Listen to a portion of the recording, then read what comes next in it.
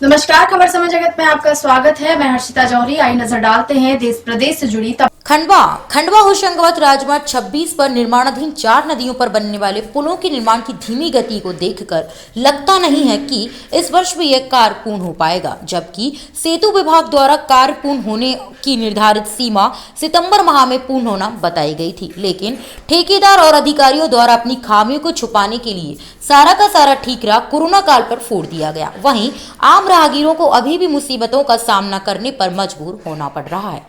खंडवा होशंगाबाद राजमार्ग 26 पर आम नागरिकों को अभी भी किसी प्रकार की कोई राहत मिलती नजर नहीं आ रही है। वहीं जिसका मुख्य कारण है सेतु निर्माण विभाग द्वारा 4 नदियों पर बनाए जाने वाले पुलों का निर्माण कार्य को तेजी से करने के लिए समय समय पर दबाव नहीं बनाने के कारण ठेकेदार अपनी मनमानी कर रहे हैं, जिससे पुल अभी आधा अधूरा ही बन सका है। वहीं इसका खामियाजा मार्ग पर चलने वाले आम वाहन चालकों को उठाना पड़ रहा है।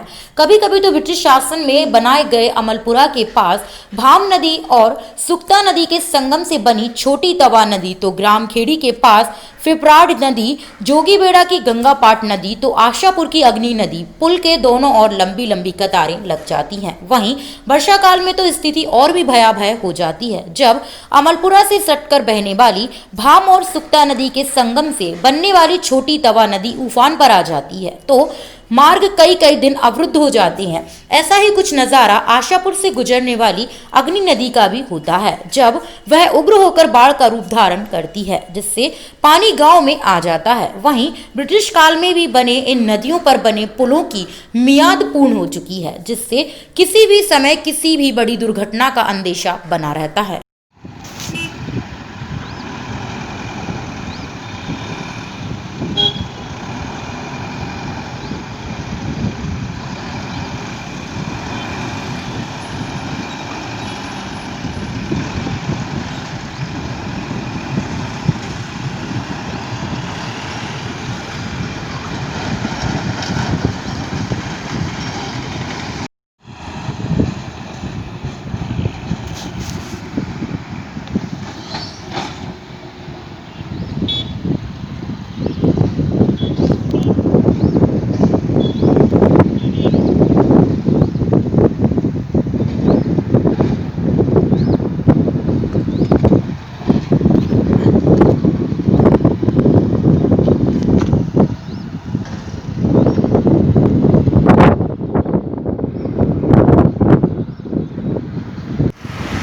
अभी हमारे साथ जुड़े हैं ग्राम खेड़ी के महेंद्र यादव, जो कि वहाँ के ग्रामीण हैं और इनके खेत के बाजू से और सामने जो पुल का निर्माण हो रहा है, जो कि आधा अधूरा पड़ा है। सेतु निर्माण द्वारा जो ब्रिज बन रहा है वो अधूरा पड़ा है। उनसे पूछते हैं कि क्या परेशानियाँ और किस प्रकार से लोग वहाँ पर गिर रहे हैं और किस प्रकार की परेशानियाँ भोग रहे हैं। आइए बात करते हैं। महेंद्र, बताइए कि जो आपके खेत के सामने जो निर्माण हो रहा है ब्रिज का, वो किस प्रकार तक कितना बना है और क्या परेशानियाँ झेल रहे हैं यहाँ पर?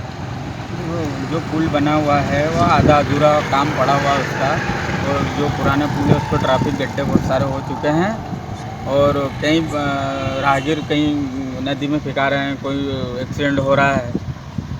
और किसी को आपने बचाया भी बताया? हाँ, 3-4 लोग जो नदी में गिर चुके हैं उनको अपन ने वहाँ नदी में से निकाला भी, बाहर भी करा है, और खूब लगी है तो डॉक्टर को भी दिखाया है।